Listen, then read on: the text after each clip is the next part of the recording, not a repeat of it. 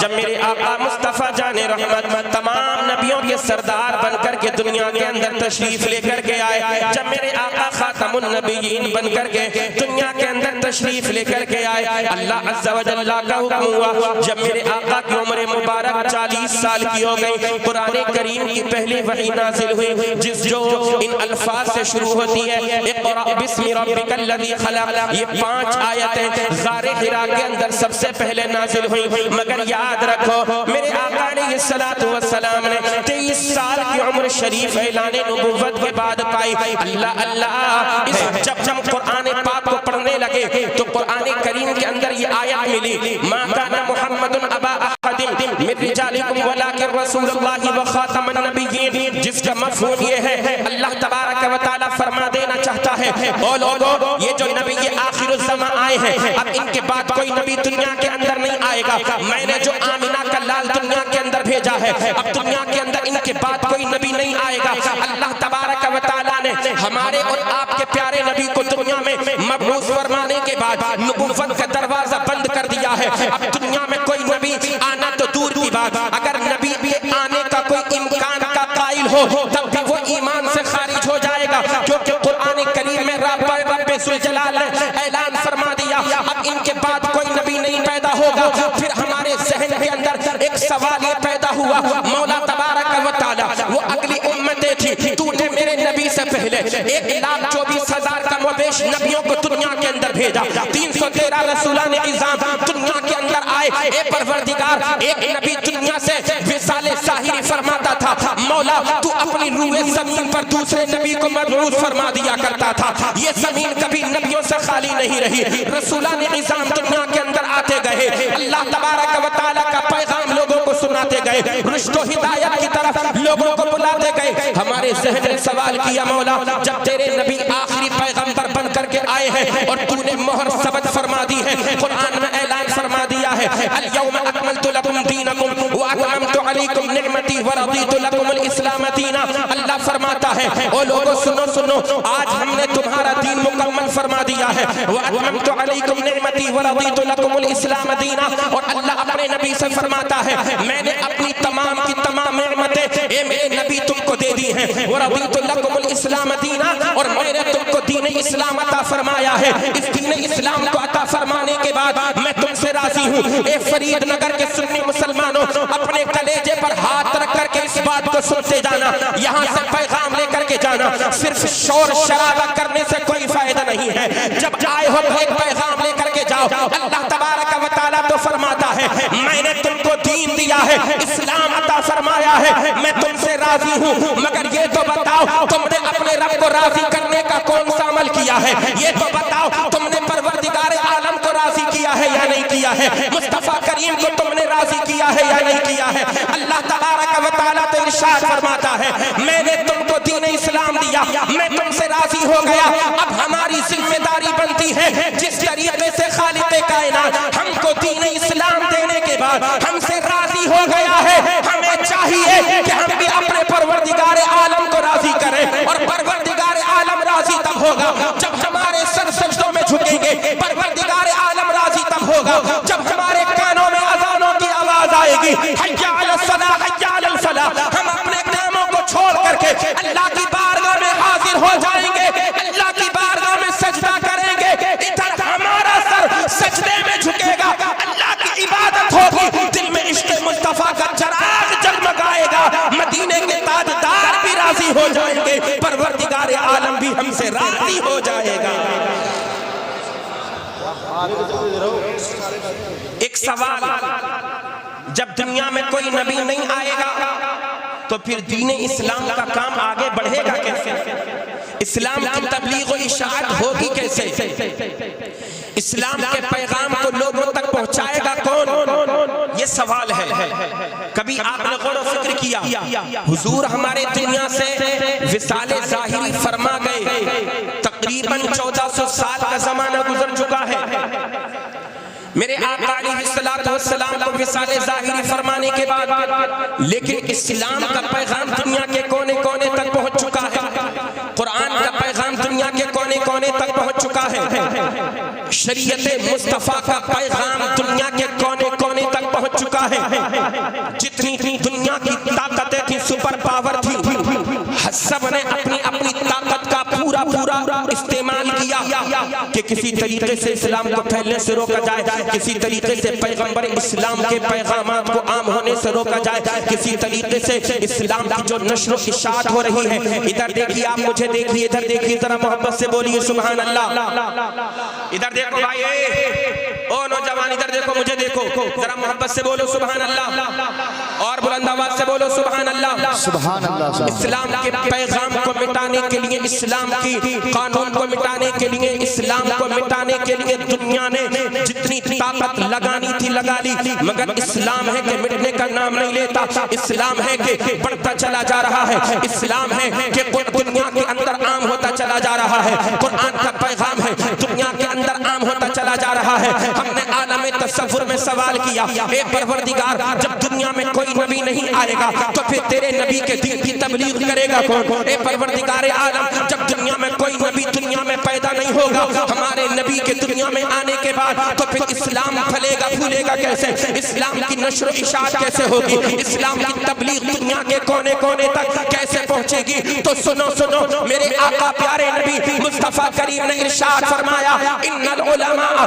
ورثۃ الانبیاء۔ ارے نادان، تجھے گھبرانے کی ضرورت نہیں ہے، تجھے فکر کرنے کی ضرورت نہیں ہے، بے شک میں تو دنیا سے وصال ظاہری فرما رہا ہوں، مگر سن جس طریقے سے اللہ تبارک و تعالیٰ نے تیرے نبی کو تمام نبیوں کا سردار بنایا ہے، تیرے نبی کو تمام نبیوں کا امام بنایا ہے، جس طریقے سے تیرے نبی پر اترنے والی کی کتاب جس کو لا ریب کہا جاتا ہے، جس کو قرآن کریم کہا جاتا ہے، جس کو فرقان حمید کہا جاتا ہے، وہ قرآن بھی باقی رہے گا، اسلام بھی باقی رہے گا۔ میرے آقا نے ارشاد فرمایا میری امت کے جو علماء ہوں گے وہ تمام امتوں کے علماء سے افضل و اعلیٰ ہوں گے، یہ علماء کرام تبلیغ کریں گے، اسلام پھیلتا چلا جائے گا۔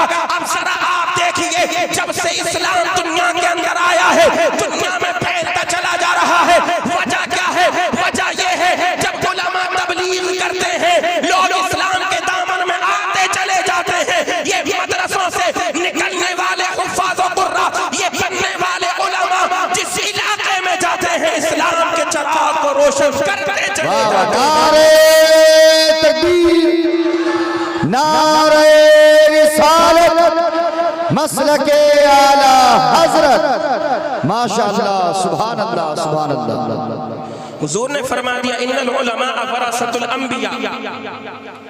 ماشاءاللہ، یہ حافظ محمد اویس کی طرف سے 2000 روپے مدرسے کے لیے، 2000 روپے مسجد کے لیے، 1000 روپے مدرس صاحب کے لیے، 1000 روپے امام صاحب کے لیے، اور حافظ محمد بلال کی جانب سے 3000 روپے مدرسے کے لیے، 3000 مسجد کے لیے، اور 2000 روپے امام صاحب کے لیے، 8000 روپے مدرس صاحب کے لیے پیش کیے گئے ہیں۔ اللہ قبول فرمائے۔ سبحان اللہ۔ حضور نے فرمایا ان العلماء ورثۃ الانبیاء، بے شک علماء نبیوں کے وارث ہیں، اور نبیوں کا وارث کون ہوتا ہے؟ جس کو علم کی دولت ملتی ہے۔ انبیاء کرام کا وارث نہ مال کا ہوتا ہے، نہ دولت کا ہوتا ہے، نہ درہم کا ہوتا ہے، نہ دینار کا ہوتا ہے۔ انبیاء کرام نے اگر وارث بنایا ہے تو اپنے علم کا وارث بنایا ہے۔ توجہ کے ساتھ سنیے، یہ اسلام کی شان ہے۔ میرے آقا وصال ظاہری فرما گئے، لیکن جب مانعین زکوٰۃ کا فتنہ دنیا کے اندر پیدا ہوا، مکہ کی سرزمین ہو، مدینہ شریف کی سرزمین ہو، جناب حضرت سیدنا ابو بکر صدیق اکبر رضی اللہ تعالیٰ عنہ کھڑے ہو گئے۔ اسلام کے اندر جو زکوٰۃ دینا اسلام کا ایک فرض ہے، اسلام کا ایک رکن ہے۔ تعلیم قرآن کو عام کرنے کے لیے ہر وقت میں، ہر دور میں اللہ تبارک و تعالیٰ کے نیک بندے دنیا میں پیدا ہوتے رہے۔ ہر دور میں اللہ تبارک و تعالیٰ نے اپنے خاص بندوں کو پیدا فرمایا۔ بے شک نبی دنیا میں اب کوئی نیا نہیں آئے گا، یہ ایمان رکھیے آپ، ہمارے آقا کے بعد اب دنیا میں کوئی نبی پیدا۔ ارے یہ ایمان ہے یار، اصل ایمان یہ ہے ورنہ تو ایک ایسا نکلا تھا خبیث جس نے کہا تھا کہ میں اللہ کا نبی ہوں. آج جس کے چیلے چپاٹے دنیا کے اندر پائے جاتے ہیں. اے نوجوانوں، سوشل میڈیا چلانے والوں، میں آپ تک ایک پیغام یہاں پر روک کر کے اپنی بات کو یہ بھی پہنچا دینا چاہتا ہوں. جب آپ یوٹیوب کھولا کریں تو اپنے اہل سنت والجماعت کے علماء، مسلک اعلی حضرت کے جو سچے علمبردار ہیں، ان کی تقریروں کو یوٹیوب پر سنا کریں، فیس بک پر سنا کریں. ورنہ پڑوسی ملک کا ایک انجینئر مرزا بھی ہے معاذ اللہ، جس کے فالوورز آج پوری دنیا کے اندر پائے جا رہے ہیں.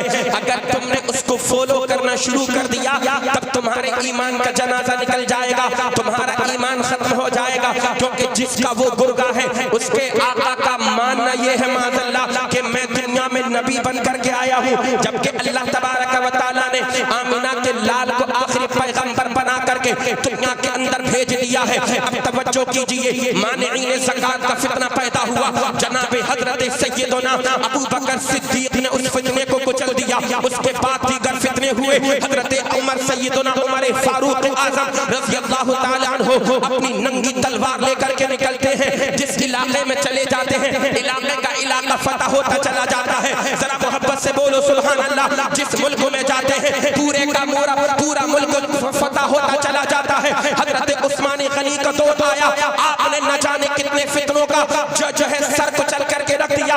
جناب سیدنا مولا کائنات کا وہ دور آیا، آپ نے ہزاروں فتنوں کو کچل دیا. اللہ اکبر کبیرہ. حضرت امام حسن کا دور آیا، ہزاروں فتنوں کو آپ نے کچلا. اسلام کے پرچم کو بلند کیا. کربلا کے میدان میں جب انہی فتنوں کو کچلنے کی بات آئی، حضرت سیدنا امام علی مقام امام حسین رضی اللہ تعالیٰ عنہ کربلا کے میدان میں گئے ہیں، ان فتنوں کو کچل دیا ہے. قسم خدا کی ایک دو نہیں بلکہ 72 شہادتیں پائی ہیں، تب جا کر کے نبی کے دین کو بلند کیا ہے. سبحان اللہ. اب تک جو ملاوٹیں کی جا رہی تھی، یزیدی فتنوں کا دورہ تھا. کربلا کے میدان میں امام حسین نے اپنے سر کو کٹایا ہے اور اپنے نانا جان کے دین کو قیامت تک کے لیے زندہ فرما دیا ہے.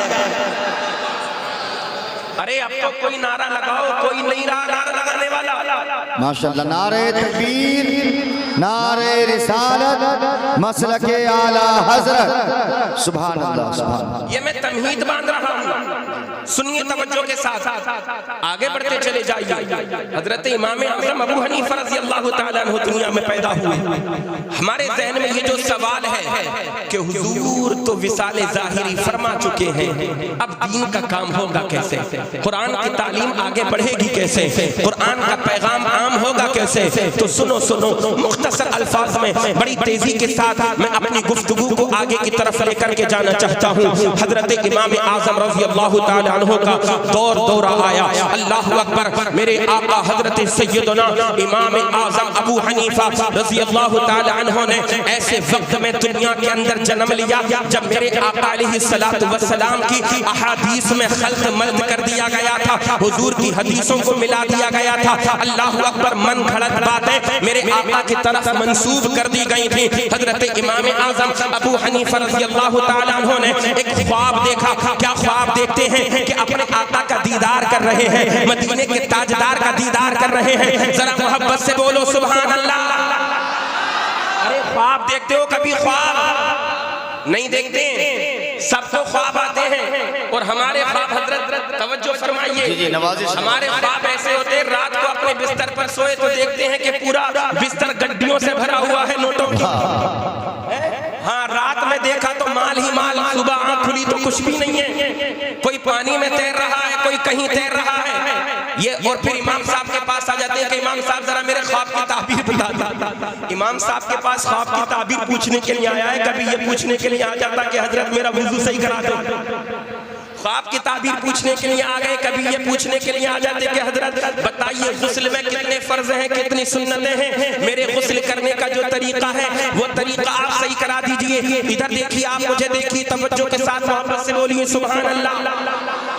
اللہ اکبر. ہم خواب دیکھتے ہیں مگر یہ خواب حقیقی نہیں، یہ خواب رحمانی نہیں بلکہ شیطان کی طرف سے ہوا کرتے ہیں. سنو ایک ایسے خواب میں، ایک ایسے خواب کے بارے میں آپ کو بتاؤں جو خواب کبھی جھوٹا نہیں ہو سکتا، جو خواب کبھی سکتا، جو خواب کبھی شیطان کی طرف سے نہیں ہو سکتا۔ ہم جو خواب دیکھتے ہیں بغیر نماز عشاء پڑھے اپنے بستروں پر سونے کے بعد، وہ خواب شیطان کی طرف سے ہوتے ہیں۔ جو وسوسے ہمارے ذہن و دماغ میں ہوتے ہیں وہی ہمارے خواب میں بن کر کے آ جایا کرتے ہیں۔ اے نبی کے غلاموں، ایک خواب ایسا بھی ہوتا ہے جو یقیناً سچا ہوتا ہے۔ وہ خواب یہ ہے کہ اگر کوئی انسان اپنے پیارے آقا کا دیدار کرتا ہے، مدینے کے تاجدار کو خواب میں دیکھتا ہے، آمینہ کے لال کو اگر خواب میں دیکھتا ہے تو وہ خواب یقیناً سچا ہوا کرتا ہے، کیونکہ میرے آقا ارشاد فرماتے ہیں من رآنی فی المنام فقد رآنی لأن الشیطان لا یتمثل بی۔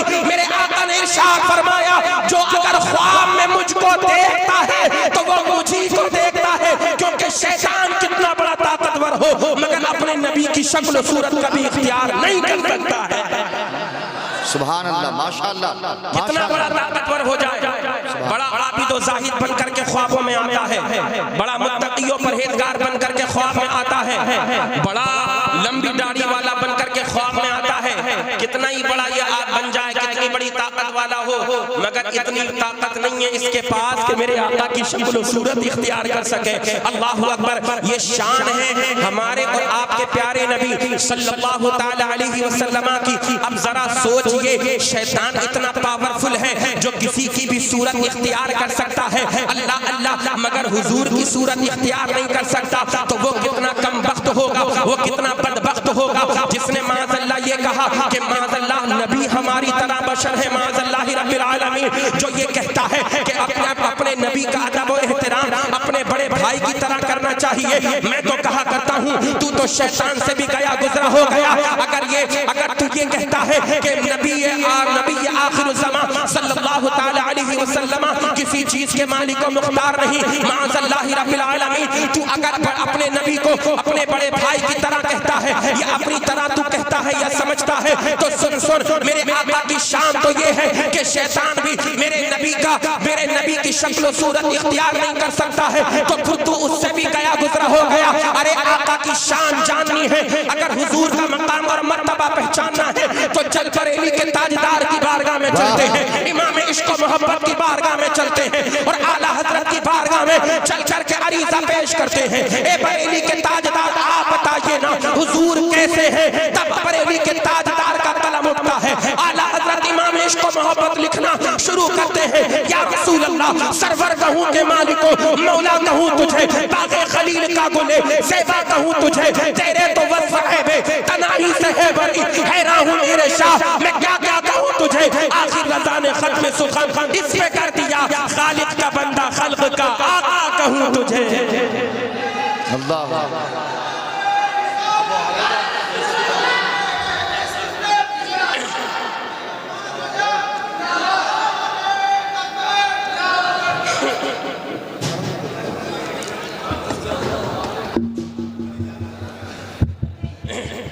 ماشاءاللہ، تشریف رکھیے آپ حضرات۔ ہندوستان کا بہترین خطیب، پے کرے علم و عمل، پے کرے خلوص و محبت، حضرت علامہ و مولانا مفتی حماد رضا صاحب قبلہ پوری شان خطابت کے ساتھ منبر رسول پر تشریف فرما ہو چکے ہیں۔ ماشاءاللہ پروگرام میں اور چار چاند لگ گئے ہیں۔ آپ حضرات تشریف رکھیے، بہت جلد انشاءاللہ حضرت کا بیان آپ نے سنیں گے۔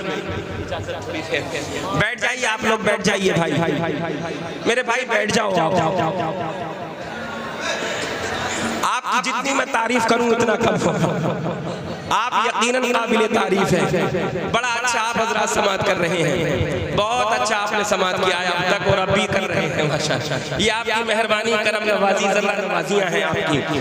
بیٹھ جائیے بھائی، بیٹھ جائیے۔ بات میں مختصر الفاظ میں کروں۔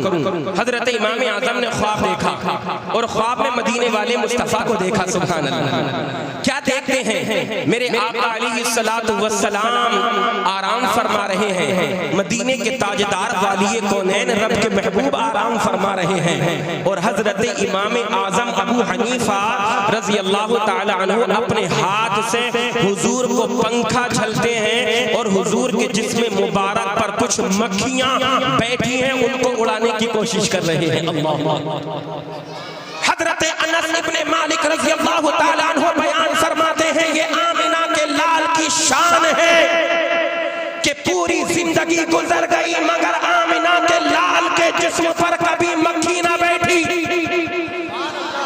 ارے یار ذرا بولو محبت سے سبحان اللہ. پوری زندگی گزر گئی مگر مکھی نہ بیٹھی.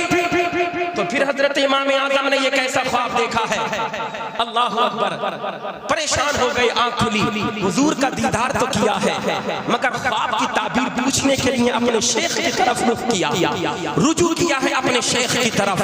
گئے, جانے کے بعد عرض کرنے لگے حضور میں نے یہ خواب دیکھا ہے. آپ کے شیخ نے مراقبہ کیا, مراقبہ کرنے کے بعد آنکھوں کو بند کرنے کے بعد کھولا ہے تو کہنے لگے اے نعمان بن ثابت تمہیں مبارک ہو, تمہارا خواب بڑا بابرکت ہے. اے امام اعظم تمہارا خواب بڑی برکتوں والا ہے. نعمان بن ثابت تمہارا خواب بڑی برکتوں والا ہے. عرض کرنے لگے حضور خواب کی تعبیر کیا ہے؟ میرے آقا امام اعظم ابو حنیفہ کے شیخ فرماتے ہیں تمہارے خواب کی تعبیر یہ ہے کہ جو حضور کی حدیثوں میں خلط ملط کر دیا گیا ہے, اللہ تبارک و تعالیٰ نے تمہیں اس کام کے لیے چن لیا ہے کہ تم حضور کی صحیح حدیثوں کو جمع کرو گے, اور جو حضور کی حدیثوں میں ملاوٹ کر دی گئی ہے ان من گھڑت حدیثوں کو الگ کر دو گے. اب یہ امام اعظم کا تقویٰ دیکھو, ہم تو مسند پر بیٹھ کر کے قال اللہ اور قال الرسول کی تعلیم دینے والے لوگ ہیں. جناب سنیے امام اعظم کا کیا مقام اور مرتبہ ہے. اللہ اللہ, جب اپنے شیخ سے خواب کی تعبیر سن لی آپ سمجھ گئے کہ مجھے اسلام کی خاطر کھڑا ہونا ہوگا, مجھے اپنے آقا کی ناموس کی خاطر کھڑا ہونا ہے اور مجھے محنت کرنی ہے. اللہ اکبر. آپ حضور کی مسجد نبوی شریف میں تشریف لے کر کے جاتے, آپ نے صحیح حدیثوں کو جمع کرنا شروع کر دیا. اور صحیح حدیثوں کو جمع تب کیا کرتے تھے پہلے آپ غسل کرتے, صرف وضو نہ کرتے, غسل کرنے کے بعد اللہ اکبر ریاض الجنہ میں جاتے جس کے بارے میں میرے آقا کا فرمان ہے ما بین بیتی ما بین منبری و روزتی روزت من ریاض الجنہ. میرے حجرے مبارک کے درمیان اور میرے منبر کے درمیان یہ ایک ایسا حصہ ہے کہ جو جنت کی کیاری ہے. سبحان اللہ. جو اس ریاض الجنہ میں چلا گیا گویا کہ وہ جنت ریاض جو جنت کے اندر چلا گیا. حضرت امام اعظم ابو حنیفہ اسی ریاض الجنہ میں جاتے, جانے کے بعد اللہ اکبر ایک حدیث کو لکھتے اور لکھنے کے بعد میرے آقا علیہ السلام کی بارگاہ میں عریضہ پیش کرتے, یا رسول اللہ آپ مجھے ارشاد فرمائیے یہ حدیث آپ کی ہے یا نہیں ہے. اللہ اکبر. روایت کے اندر آتا ہے امام اعظم ابو حنیفہ جب ریاض الجنت میں چلے جایا کرتے تھے پھر خواب میں آقا کا دیدار ہوتا تھا. آقا ارشاد فرماتے تھے اے نعمان بن ثابت ہاں یہ حدیث میری ہے. سبحان اللہ. تب جا کر کے امام اعظم ابو حنیفہ اس حدیث کو رقم کرتے تھے. اس طریقے سے بخاری شریف کا وجود ہوا ہے. سبحان اللہ. میں جو بیان کرنا چاہتا ہوں وہ مقصد یہ ہے آقا بس بظاہر دنیا سے وصال کر چکے ہیں مگر اسلام کی تبلیغ جاری اور ساری ہے. اسلام کی تبلیغ علماء کر رہے ہیں, فقہاء کر رہے ہیں, حفاظ کر رہے ہیں, ائمہ مساجد کر رہے ہیں. اللہ اکبر. کیونکہ میرے آقا علیہ السلام نے ضمانت دے دی ہے ان العلماء ورثۃ الانبیاء. یہ دنیا کے اندر میری امت کے جو علماء ہیں یہ تمام نبیوں کے وارث ہیں. جدھر جدھر یہ چلے جائیں گے اسلام کا پرچم بلند ہوتا چلا جائے گا. اللہ اکبر کبیرہ. سنیے ایک حدیث پاک مشکات شریف کتاب العلم صفحہ نمبر 32 کی سطر 27, صفحہ نمبر 33 کی سطر 1, 2, 3, 4, 5 کی حدیث پاک. عن کثیر بن قیس قال كنت جالسا مع ابي الدرداء في مسجد دمشق فجاءه رجل فقال يا ابا الدرداء اني جئتك من مدينة الرسول صلى الله تعالى عليه وسلم لحديث بلغني انك تحدثه عن رسول الله صلى الله تعالى عليه وسلم ما جئت لحديث ما جئت لأحد. قال فإني سمعت رسول الله صلى الله تعالى عليه وسلم يقول من سلك طريقا يطلب فيه علما سلك الله به طريقا من طرق الجنة وإن الملائكة لتضع أجنحتها رضا لطالب العلم وإن العالم ليستغفر له من في السماوات ومن في الأرض والحيتان في جوف الماء وإن فضل العالم على العابد كفضل القمر ليلة البدر على سائر الكواكب الكواكب وإن العلماء ورثة الأنبياء وإن الأنبياء لم يورثوا دينارا ولا درهما وإنما ورثوا العلم فمن أخذه أخذ بحظ وافر. محبت سے کہہ دو سبحان اللہ.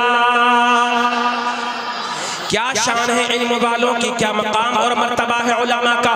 اللہ اللہ کیا شان ہے مدرسے میں پڑھنے والے ایک ننھے سے طالب علم کی اور دنیا کی تعلیم کے دل دادا لوگوں. سنو سنو, آج تمہارے بچے اچھے کالجوں میں پڑھتے ہیں, اچھی یونیورسٹیز میں پڑھتے ہیں. اللہ اکبر کبیرہ. تم نے اپنے بچوں کو ماڈرن بنایا, بڑی اچھی بات ہے, مگر تم یہ بھول گئے یہ دنیاوی رنگ و روغن چند دنوں کا ہے, یہ دنیاوی زندگی چند دنوں کی ہے. اپنے بچے کو ڈاکٹر اور انجینئر بنانے کے چکر میں نہ تم نے اپنی آخرت کو یاد کیا, نہ تم نے اپنی قبر کو یاد کیا, نہ تم نے اپنے حشر کو یاد کیا. اللہ اللہ, ہم نے اپنی آنکھوں سے دیکھا ہے جنہوں نے دنیا میں اپنے بچوں کو دنیاوی تعلیم سے آراستہ و پیراستہ کیا. جب ان کے انتقال کا وقت قریب آتا ہے, جب ان کی سانسیں ان کے جسم کے اندر اٹک جاتی ہیں, ان کے حلق میں اٹک جایا کرتی ہیں, پھر کبھی مسجد کے امام کو تلاش کرتے ہیں, کبھی مدرسے کے مدرس کو تلاش کرتے ہیں, کبھی حافظ قرآن کو تلاش کرتے ہیں, کبھی قاری قرآن کو تلاش کرتے ہیں. ہم نے کہا آخر یہ بے چینی بے قراری کس چیز کے لیے ہے؟ اللہ اللہ, یہ اضطراب کس طرح کا ہے؟ تب کہا جاتا ہے میرے باپ کے حلق میں جان اٹکی ہوئی ہے, ان کا دم نکل نہیں پاتا. ہم نے پوچھا ادھر ادھر کیوں بھٹک رہے ہو؟ تمہارے پاس تو بڑی ڈگری ہے, تمہارے پاس تو انجینئر کی ڈگری ہے, تمہارے پاس تو ڈاکٹر کی ڈگری ہے, آخر تم ان کا علاج کیوں نہیں کر دیتے؟ تو پھر جواب ملتا ہے جناب اس وقت ان کو کسی انجینئر کی ضرورت نہیں ہے, کسی پائلٹ کی ضرورت نہیں ہے, کسی ڈاکٹر کی ضرورت نہیں ہے, بلکہ ان کو ایک حافظ قرآن کی ضرورت ہے, ایک قاری قرآن کی ضرورت ہے, ایک عالم دین کی ضرورت ہے کہ جو میرے باپ کے سرخانے کھڑے ہو کر کے سورہ یاسین شریف پڑھ کر کے سنا دے. ادھر وہ سورہ یاسین شریف پڑھے گا, میرے باپ کا دم نکلتا ہوا نظر آ جائے گا. کہاں گئی تمہاری ڈگریاں؟ کہاں گئے تمہارے وہ بڑے منصب؟ کہاں گئے وہ بڑے بڑے مکانات؟ کہاں گئی وہ بلڈنگیں, وہ کاریں, وہ بنگلے کہ جن کو تم نے دنیا کے اندر محنت مشقت کرنے کے بعد حرام اور حلال کی تمیز کیے بغیر جن کو کمایا تھا, تمہارے کسی کام کے نہیں ہیں. بیٹا باہر سے آتا ہے, نوکر پیشہ ہے, باپ کا حلق میں جان اٹکی ہوئی ہے, ماں تڑپ رہی ہے, اللہ اکبر. بیٹا آتا ہے, پیسہ لے کر کے آتا ہے, مگر ماں کہتی ہے بیٹا آج مجھے تیرے پیسے کی ضرورت نہیں. باپ کہتا ہے بیٹا آج مجھے یہ تیری ڈگریاں اچھی نہیں لگتی, آج مجھے تیری یہ بولیاں اچھی نہیں لگتی, یہ اے بی سی ڈی مجھے تیری اچھی نہیں لگ رہی. باپ حیرت بھری نگاہوں سے اپنے بیٹے کی طرف کو دیکھتا ہے, اللہ اکبر. اور دل کے اندر ایک تمنا, ایک آرزو ہوتی ہے کاش میں نے اپنے بیٹے کو حافظ قرآن بنایا ہوتا. ذرا محبت سے بولو سبحان اللہ. دل کے اندر یہ حسرتیں پیدا ہوتی ہیں مرنے کے وقت, کاش میں نے اپنے بیٹے کو قاری قرآن بنایا ہوتا, کاش میں نے اپنے بیٹے کو عالم دین بنایا ہوتا. دل کے اندر تمنا ہوتی ہے ایک ماں کی, ایک باپ کی جب مرنے والا ہوتا ہے, کاش میں نے اپنے بیٹے کو قرآن پڑھنا سکھایا ہوتا. اللہ اکبر. لیکن اس وقت افسوس کرنے سے کچھ فائدہ نہیں. اب تیرا دنیا سے جانے کا وقت قریب آ چکا ہے, اب تیرا دنیا سے جانے کا وقت آ چکا ہے.